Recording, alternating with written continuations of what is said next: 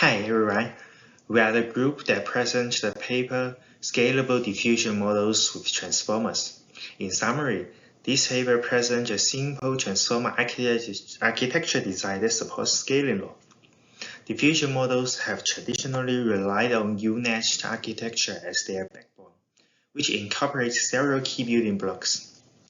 These include pre-known residual blocks with 3x3 CNN filters. The U-Nest architecture itself can utilize multi-scale features that are fused through long skip connections. Additionally, self-tension and cross-tension are employed at lower resolutions to better capture global structures with reduced computation cost. While U-Nest has been widely adopted for diffusion models, it has several disadvantages. Firstly, it's difficult for CNN filter to capture long-range dependencies.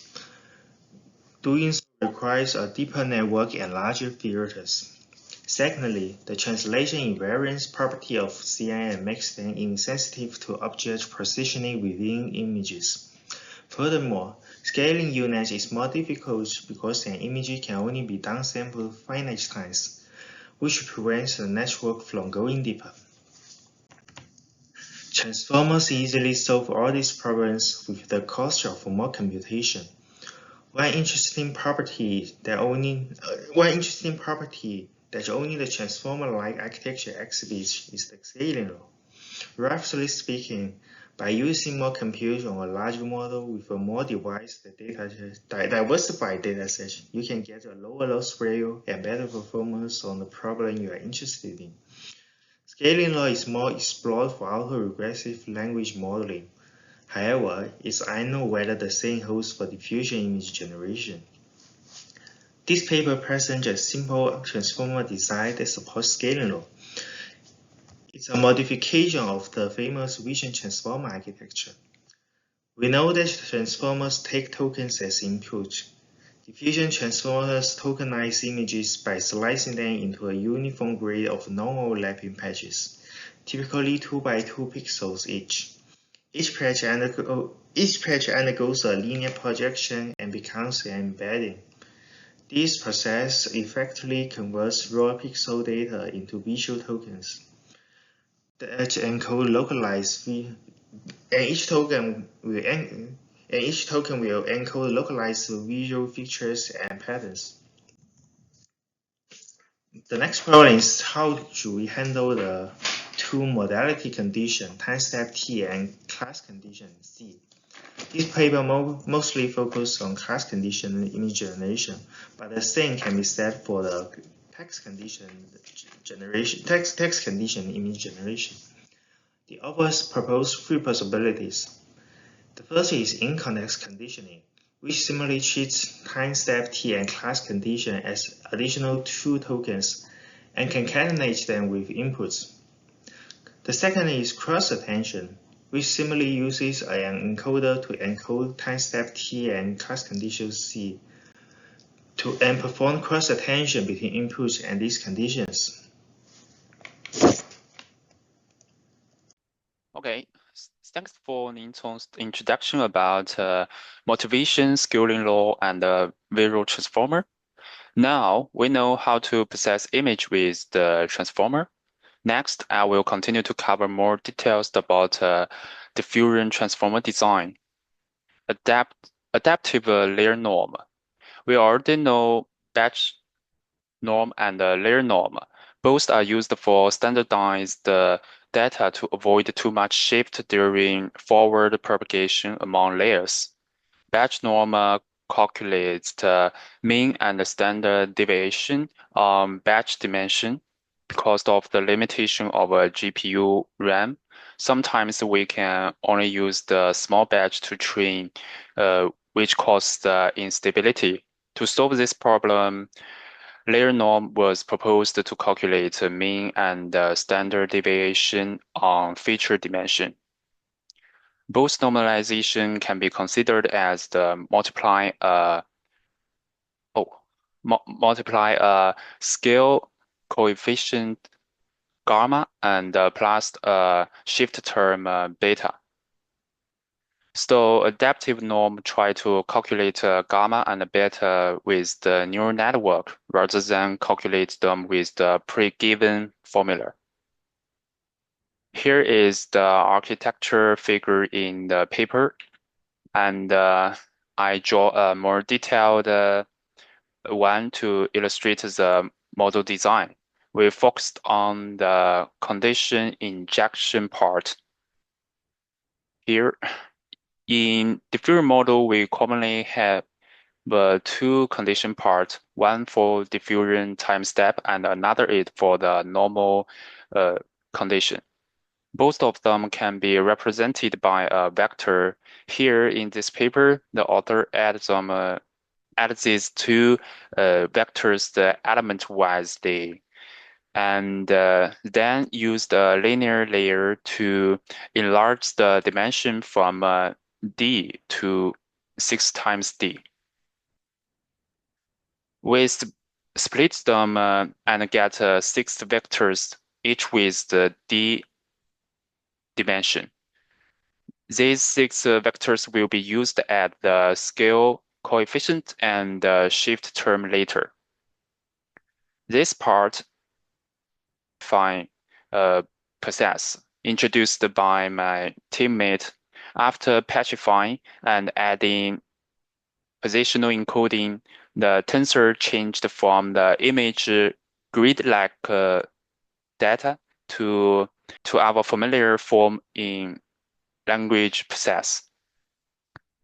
Then it will be added, it will be fitted into transformer. Here, after layer norm and before multi-head self-attention, we implement scale and shift operation with the first and second vectors we calculated just now. Notice here we need to broadcast along the length dimension. After multi-head self-attention, we use the third vector alpha to do the same scale operation. Follow the same way before and after feed-forward layer. The last 3 vectors are used to scale and shift. This is so-called adaptive normalization. In diffusion transformer, we also initialize the final layer width and bias with 0. In this paper, model with the adaptive normalization and 0 initialization is denoted as ADA ln 0. The essence of the diffusion transformer design has been introduced completely. Next, I will cover some experiments in this paper. Before that, I will back up some knowledge about model complexity. How to measure model complexity? Number of parameters is a choice, but not precise. For example, residual connections that won't incur additional parameters, but increase the computational complexity. An alternative way to measure model complexity is the FLOPS.